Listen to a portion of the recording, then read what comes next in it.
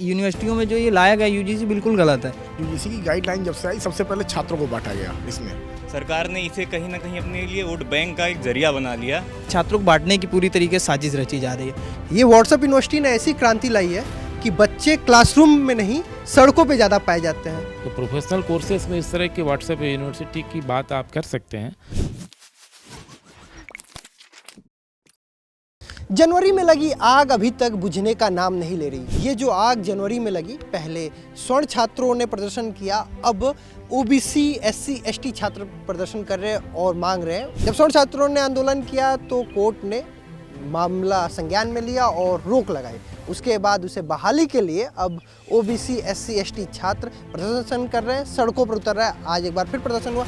हम लखनऊ विश्वविद्यालय में हैं, यहाँ पे हम मंच देंगे, बच्चों को खुद मंच देंगे बात करने के लिए कि वो आए हमारे मंच पे बात करें, अपनी बात रखें। सड़कों पे उतरने से कुछ नहीं होगा। हम आपकी बात जिम्मेदार अधिकारी, शासन, प्रशासन तक पहुंचाएंगे। मान लीजिए आप देखिए यूनिवर्सिटियों में जो ये लाया गया यूजीसी बिल्कुल गलत है। ऐसा हम लोगों के बीच में होता ही नहीं है। छात्रों को बांटने की पूरी तरीके से साजिश रची जा रही है।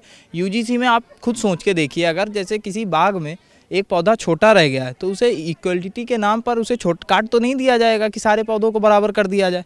ये पूरी तरीके से गलत है और ऐसा कभी होता ही नहीं। विश्वविद्यालय का जीवन, हम सब छात्र एक साथ रहते हैं पूरी तरीके से। आज तक मैं आपको हॉस्टलों का हाल बता दें, हम लोग घी लेके आते थे तो कभी हम लोगों ने तो खाया ही नहीं। लगभग सारे बच्चे मिल के खाते थे। ये सिर्फ एक साजिश है कि छात्रों को आपस में लड़ाया जाए और अपने मुद्दों से भटकाया जाए जो छात्रों का प्रमुख मुद्दा है।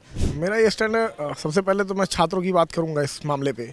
यूजीसी की गाइडलाइन जब से आई सबसे पहले छात्रों को बांटा गया। इसमें कहीं ना कहीं पॉलिटिकल पार्टियों का भी हाथ रहा, यूनिवर्सिटी एडमिनिस्ट्रेशन का भी हाथ रहा।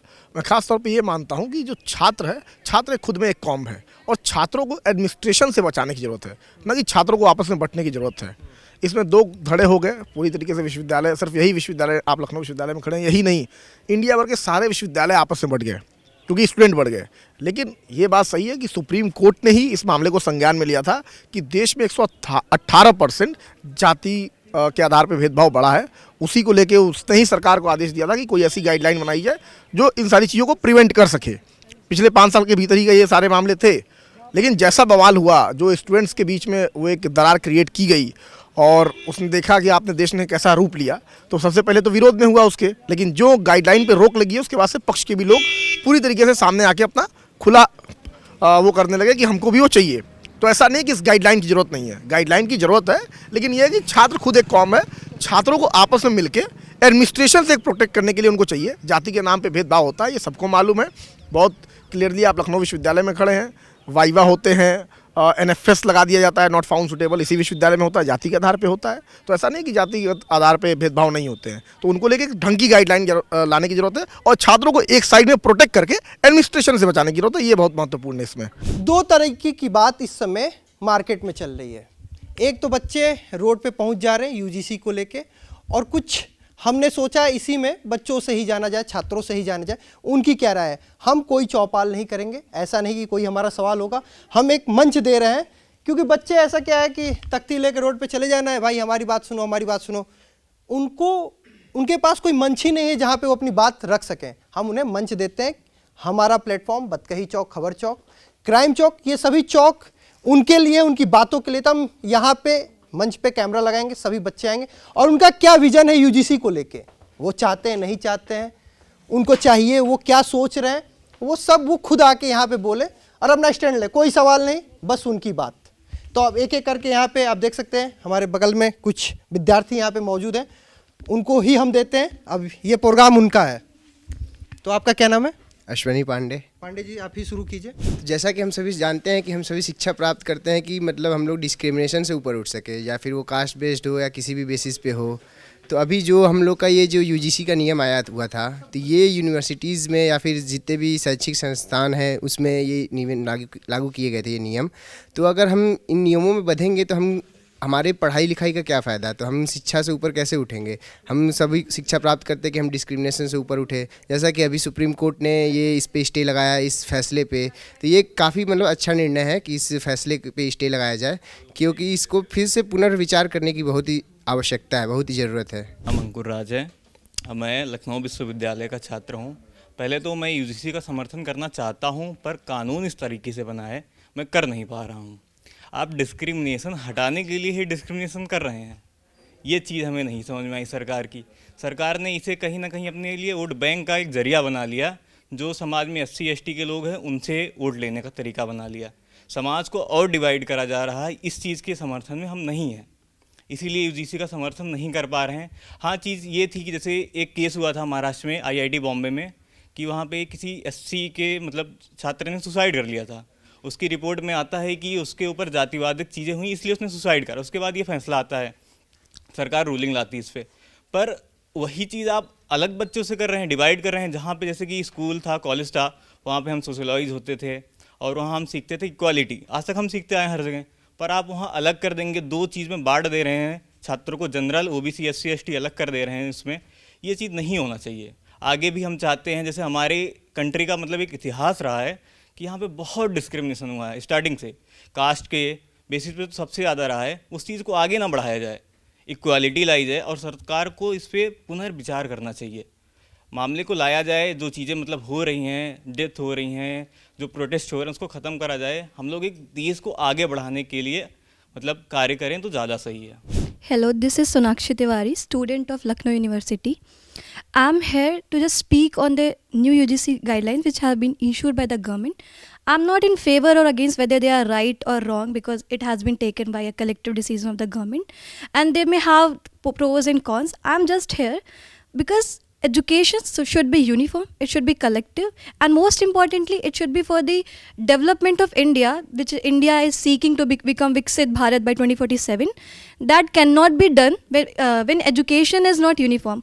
I know there are discrimination, I know there are discrimination against SC, STs, OBCs, but we cannot ignore the fact that there are not discrimination against general caste.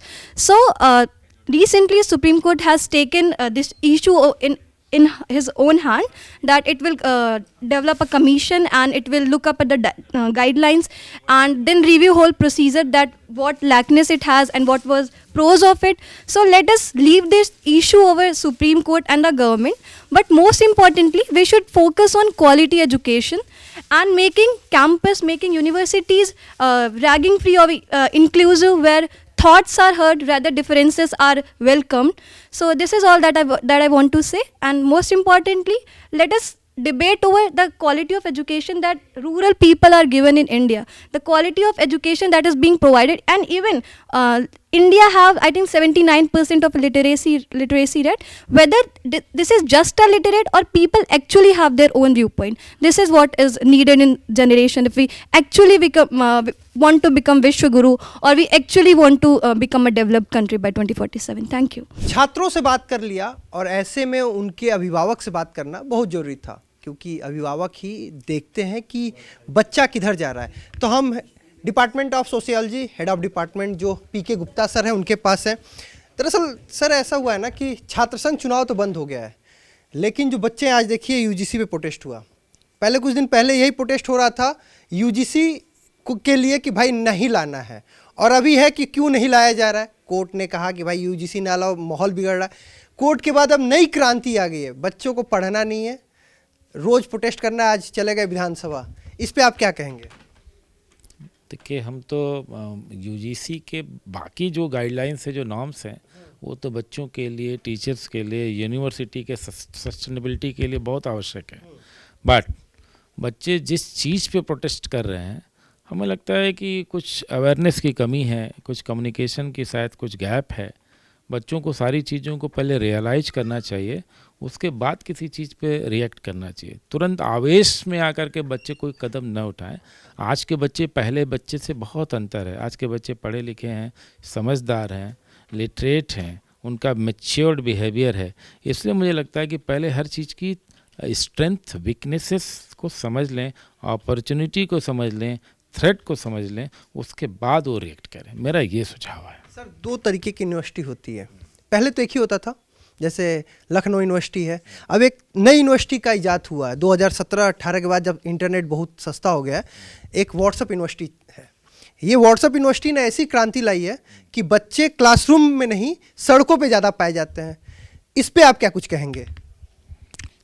हमें लगता है कि जहाँ तक मेरे बच्चे हैं, सोशियोलॉजी के बच्चे हैं, वो ट्रेडिशनल कोर्सेस ये ज़्यादा है, प्रोफेशनल कम है। तो प्रोफेशनल कोर्सेज में इस तरह के व्हाट्सएप यूनिवर्सिटी की बात आप कर सकते हैं, but traditional courses like sociology, उसमें ट्रेडिशनल में बच्चा अभी भी क्लासरूम में, हमारा आप अटेंडेंस देख लीजिए, बच्चे यहाँ पे आते हैं, बच्चे क्लासरूम अटेंड करते हैं। हमारे पास एक और मैकेनिज्म है ट्यूटोरियल के लिए भी बच्चे हमारे पास आते हैं, यानी क्लास के बाद बच्चे आते हैं, किसी टॉपिक पे उनको कन्फ्यूजन होता है वो पूछते हैं। उसका मैं आउटपुट आपको वो भी दे रहा हूँ कि हमारे यहाँ नेट और JRF का रिजल्ट अभी आया है, पूरे उत्तर प्रदेश में हम टॉप पे हैं। तो ये हमारा, ये जो मैं बात कर रहा हूँ वो भी इसलिए इस बात का सबूत है कि हमारे बच्चे क्लासरूम में ज़्यादा अटेंटिव होते हैं, उनका कंसंट्रेशन आज भी क्लासरूम में, वो रिएक्ट भी करते हैं, बात भी पूछते हैं, क्वेश्चन भी करते हैं। और हमारा सारा क्लास UG PG और इवन PhD कोर्स वर्क सब हमारा टाइमली कंडक्ट हो रहा है। यानी वो जो एक दंगल मूवी आई थी उसमें आमिर खान जैसे पिताजी थे, वैसे ही आप अभिभावक हैं कि बापू सेहत के लिए बहुत हानिकारक है लेकिन रिजल्ट अच्छा निकलता है। हाँ, और ख़ासतौर पर लड़कियाँ, मुझे कहने में बहुत प्राउड फील हो रहा है कि आज की बच्चियाँ गोल ओरिएंटेड बिहेवियर है उनका, यानी क्लास में बैठी भी हैं तो उनका जो गोल है उनका टॉप पे है। उनको पता है कि मुझे यदि क्लास में हम डिरेल्ड हुए, डीकॉन्सेंट्रेट हुए तो हमारा ही नुकसान होगा। मैंने ये भी ऑब्जर्व किया कि बच्चियाँ क्लास के बाद, यानी सेकेंड या सेम क्लास के बाद ट्यूटोरियल के लिए आती हैं और पूछती हैं कि सर ये इसमें कन्फ्यूजन है, सर इस किताब में ये रेफरेंस दिया हुआ है, उसको ज़रा थोड़ा क्लैरिफाई कर दीजिए। तो मैंने देखा है कि इस प्रकार से बच्चे आते हैं और उन्होंने रिजल्ट भी दिया है। हमारे पास रिजल्ट जो JRF है उसमें मैक्सिमम बच्चे हमारे बच्चियाँ ही हैं। तो आई एम फीलिंग प्राउड। तो हमारे साथ आज बात करने के लिए PK गुप्ता सर थे, जिन्होंने बताया कि कैसे जिनका गोल सेट है वो अचीव कर रहे हैं, अपने टारगेट को भी पा रहे हैं और जीवन में अच्छा भी कर रहे हैं। और जो भटके हुए हैं वो आपको पता ही है कहाँ मिल रहे हैं, कहीं ना कहीं रोड पे तख्ती उठाए मिल जाएंगे। फिलहाल मैं ब्रजेश तिवारी और मेरे कैमरे के पीछे जो सहयोगी हैं उनका नाम अभिजीत है। देखते रहिए बत कही चौक। This video is sponsored by Ram Group of Companies, co-sponsored by Nature House and Bhaiya Ji Silver Coated Ilaichi.